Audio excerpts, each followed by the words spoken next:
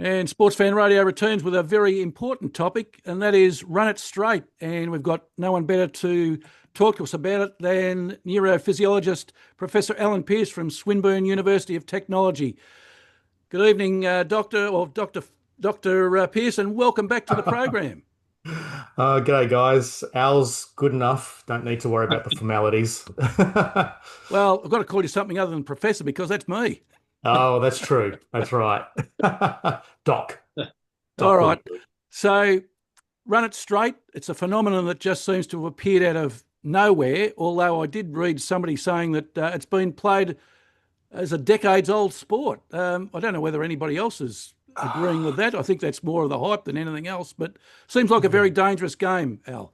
Yeah, so it's kind of got its roots in the schoolyard game where, one kid carries a ball and the other kid's got to try and stop them. So, it's got this sort of background in a child's game, but what we're seeing with Run It is almost a sort of a it's the most ex violent aspect of rugby league, and you've just turned it up on steroids. So the whole idea, instead of someone coming in to tackle legally, like you would see in rugby league, what you're seeing is the exploitation of the actual big collision hit. And so the whole idea of run it is to have a 20-meter pitch by 4 meters and two very large men at 150 kilos at least are running at each other at about 25 k's an hour, and they both don't stop. So you can just imagine what sort of forces are going through to their brains. Alan, Well, this is new to me, this game. I just saw it the first time a few weeks ago, and it's grown even in that time. Mm. Can I ask, in the competition, what's the perfect result? If I was a competitor, what is a perfect result that I'm trying to achieve by smashing into that other guy? Essentially knocking them out. So, the way to win is to knock out the opponent because then they can't run again. So they do 4 runs or 6 runs, depending on the event. But the the winner is the one that is basically remaining standing. So yeah, it's that's what's horrifying all of us, really. It's worse than boxing because at least boxing you can try and evade the punches. This one, it's like a game of chicken, basically. well, as I understand it, from what you've described, they're full, full speed head-on collisions. Yeah, Nobody's wearing any protective gear. yeah. Not that might help them No. anyway. And the aim of the game is actually to collide rather than to evade, because That's right. normally in that game that you were talking about, the person with the ball is trying to evade the person who's running at them. Yes. In this game, both people are trying to collide with each other. Yes, exactly. Exactly. And that's what we're, quite horrified and even though it wasn't an official run it, we've already had one death in New Zealand about 2 weeks ago. Alan, just to take that point up that the professor just made, in a game of rugby league or indeed gridiron, realistically, you've got two players 20 metres apart. They're not just going to go straight at each other. I mean, the bloke with the ball is going to, as Mm, says, evade them, mm. sidestep them, whatever. You would rarely, in a game, have that instance where at 25 kilometres per hour, 100 blood kilogram plus blokes Yeah. crashing at each other. These guys are not only doing it, but as you've just pointed out, they then pick themselves up, go back and do it again Yeah, that's exactly right. in a And very small period of time. that's Whereas right. in a game of rugby league or indeed gridiron, which would be the same thing, Yeah. they're very good at evading. Mm. That would never happen because if they had a collision like that, probably one of them would go down and be dragged Yeah. off or put the sin bin for a while, I don't know, for a while. Yeah, that's right. And the ball carrier would have tried to get rid of it any earlier, Yeah. making the one who was going to tackle them probably just slow up and, not try and run through them like they do in this game. I was just wondering when I was reading the rules, Alan, that one of the players in the game has to run Yes. carrying the ball. I'm just wondering what point the ball is in all of this. That's right. It kind of gives it a little bit of legitimacy to this, this game or event. I don't even call it a sport really. Um, Jeff Parks from the Raw writes an incredible first person account of the Run It event that was in Melbourne in early May. And, he talks about the first two runs ended up in two concussions and the one of the concussions occurred with the guy falling. So he was already concussed. He was falling backwards and his head landed outside of the 4 meter width pitch and hit the concrete. So he had a double hit. Jeff talks about the fact that, later on in the night, there was one guy who lost in the semi-final round watching the grand final and collapsed. So, this is really worrying because despite the assurances, I sort of, say very in inverted commas, there's one doctor who, can't look after these athletes, and if they can, they're probably not really, focused on concussion or brain injury. There's an ambulance there, but the concern, which we can talk about, and we have talked about previously, anyways, the whole second impact syndrome worry, and there's not enough time to save anyone with if second impact syndrome. Alan, you told us about this before, but for those who don't know it, what is the second impact syndrome?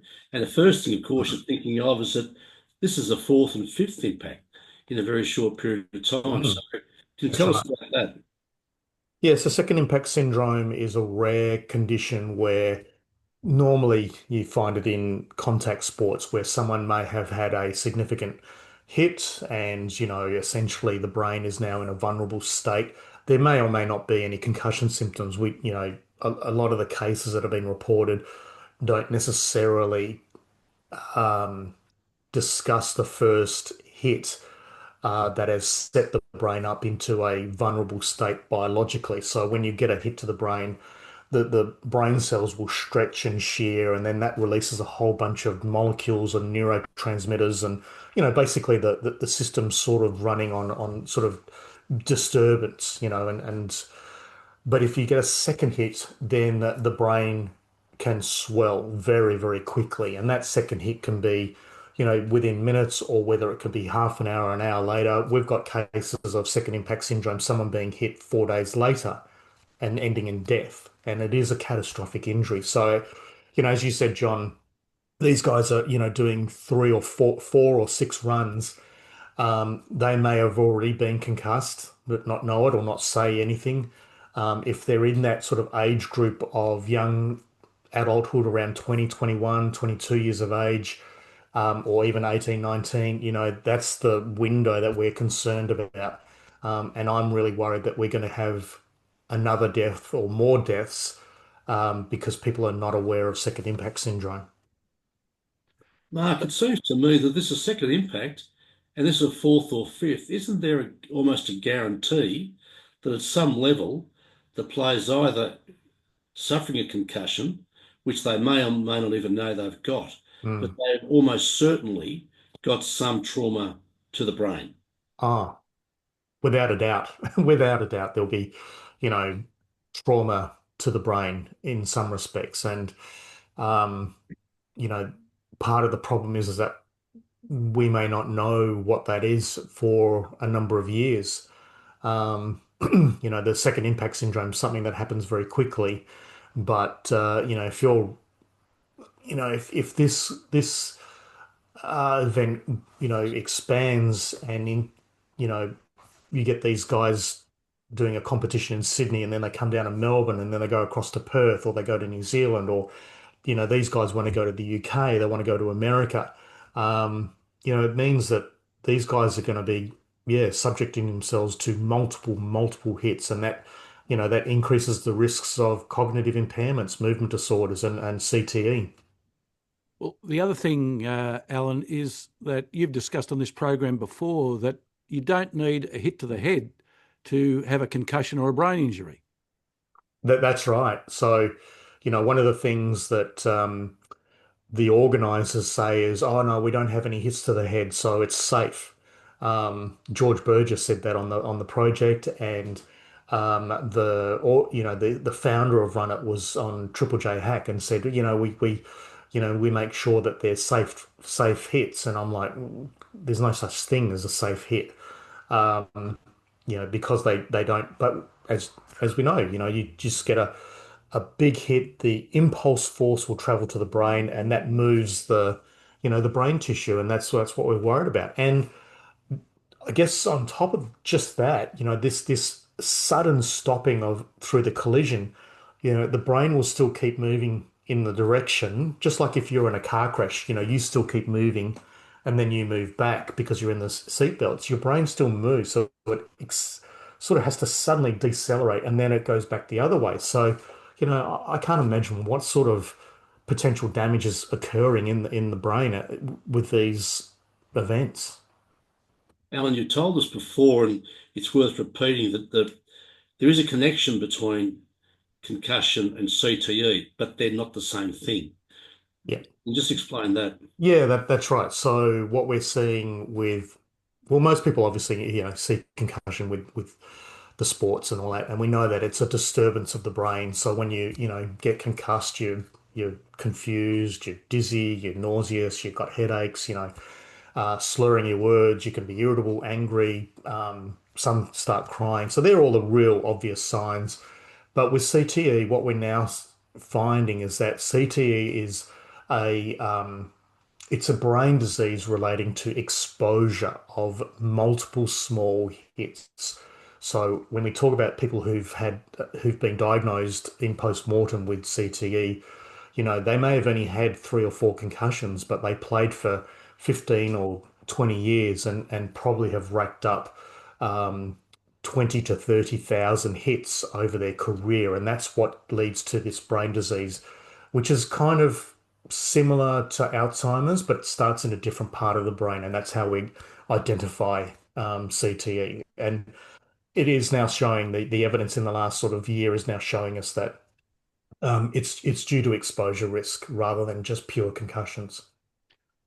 Now, what Runnett said, Alan, is that in future events they're going to have competitors wearing headgear and mouthguards. Mm, We've heard from you before about the evidence of use of those sorts of safeguards. yeah, Is that going to change anything as far as you're concerned? no, not at all. And if you look on YouTube with Run It, there are guys that are already wearing soft shell helmets who do get concussed. So, for me, that's just, a false sort of, statements that they're trying to be looking after the health and well-being of their, competitors. Um, I mean, they should be wearing mouth guards anyway, just for the fact that their teeth don't get smashed out. But we know that mouth guards don't have a protective effect, and we know that helmets don't stop the brain from moving inside the skull, and that's essentially what it is. It's movement of the brain tissue in the skull, and that's helmets do not protect from that. So the former rugby league player Ian Roberts wants the sport banned. He's said it's got long-term, possibly catastrophic consequences for young people, and it just can't be ignored. Um, Mm. do you agree with his comments about it? I think oh look, in principle, yeah, but I think the genie is now out of the bag. And the problem is that because it's not and I suppose I'm speaking to two lawyers here, but it's not a sport. So it's not part of the Australian Sports Commission. It's not codified. It doesn't have a set of laws that you would, in terms of being like football or rugby. It's just operating outside of the whole sphere. So they're basically just doing whatever they want. It's it's sort of hiding in plain sight as an underground um, activity. And I don't know given the fact that they're offering a $20,000 cash prize, winner take all, what does that, how does that change in terms of workplace laws or compensation, workplace compensation for injuries? I don't know because how do you even regulate it when it's not even part of the system? And so I think that's one of the things that may have to be, done is to try and somehow regulate it. I mean, my take on it is that they're just trying to make a lot of money very quickly and sell it onto the UFC because they want to be like Power Slap. There are some sports I would think you couldn't regulate. I'm thinking machete fighting. For instance, if people thought, oh, this is a good idea, we'll give the guys a machete each and let Yeah. them go. Well, yeah, you regulate that pretty quickly. What worries me, and speaking to you about this, it's made me think, if they've got four events in a day, and then they get onto a bit of a tour, and because the Mm. money's starting to get big, you start to become semi-professional or indeed professional. The nature of the beast is that you're always going to get somebody better than you, and which probably means you're going to get somebody heavier and faster than you as you go up the ranks. So, you're starting to win a few, I don't know, bouts, whatever they're called. Hmm. Then you go to the next event, which is more Yeah. money. Well, Yeah. bigger blokes. I don't know if women are doing this, but anyway, it seems to be mainly blokes.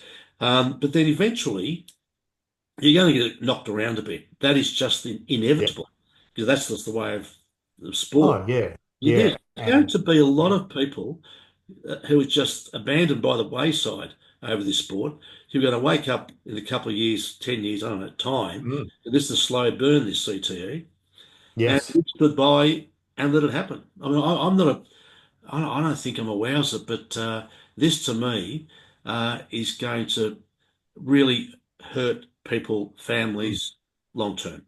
Oh, can't agree with you more. I mean, it's only just started, so the guys themselves are, probably amateurs at the moment. I think once you start seeing more people saying, "Oh, this is a quick way to make some cash," they're gonna start building themselves up. We don't know if they're gonna be roiding themselves up as well. I mean, there's no drug testing because it's not a sport. Mm. Who knows what's going to happen? And again, this is where I do hope that there can be some government intervention some way. But will it take another death or two before someone says, "Oh, this is enough"? I just, when I first raised the concerns back in April, my first concern was going to be death, and then we've had a death already. I never thought it would be as quick as what I thought it would be. Um, but yeah, look, I think there's going to be more before anything really starts to get some traction. The first Well, thing I'd do, Professor, is get rugby league to disavow or distance itself from it. I've seen them; they put the ball under their arm. It's the rugby league ball, and rugby league should say, "Not in our name. This is not our game. Our game doesn't isn't played like this. We don't encourage it. If you Yeah. guys are out there, I don't know. For instance, if we see you playing it, you're not going to play rugby league. It's Uh, it's interesting you say that because Rugby Victoria, I think Rugby Australia, New Zealand Rugby, Pacifica Rugby have all put out statements to not participate. And if you want to, play rugby, come and play with us with proper rules and all that sort of stuff. The only organisation that has yet to actually make a statement is the NRL. well, if they did and said you won't play rugby league in Australia if you were doing this game, I would think they'd just about shut it up tomorrow. Yeah. Yeah. Well, it's interesting. I don't know if you saw the viral video after a NRL Bulldogs game where there was an impromptu alcohol-fueled version of Run It where one guy was up on a hill and he was running down the hill and the other guy was at the bottom of the hill coming up and they were just, arms out, taking out each other's heads. It was pretty Oh, awful. it was Yeah. brutal. Yeah. well, let me say, gentlemen, it doesn't seem like we've learnt too much. I remember a sport back when I was in primary school called British Bulldog, Yep. which was similar to what we're talking about now, although it wasn't a collision sport No. because if your name was called out, you were trying to evade the person, but there definitely were collisions. And it got to the extent where schools banned it. Yeah. You weren't allowed to play it. So I would have thought that this could be tackled very easily by one of two ways: either A, regulate the heck out of it, or Yeah. two, ban it. Yeah. That's right. Yeah. And I mean, I've been putting out a lot of, calls to schools to educate their students very quickly on this because it won't take much for them to go, oh, let's do this at lunchtime, and then there'll be a catastrophic injury. Hmm. Yes, we don't want to be wiser after the event, do we? No. All right, Alan, listen, very important topic, and thanks for joining us again on Sports Fan Radio this evening. My pleasure. Happy to come on anytime.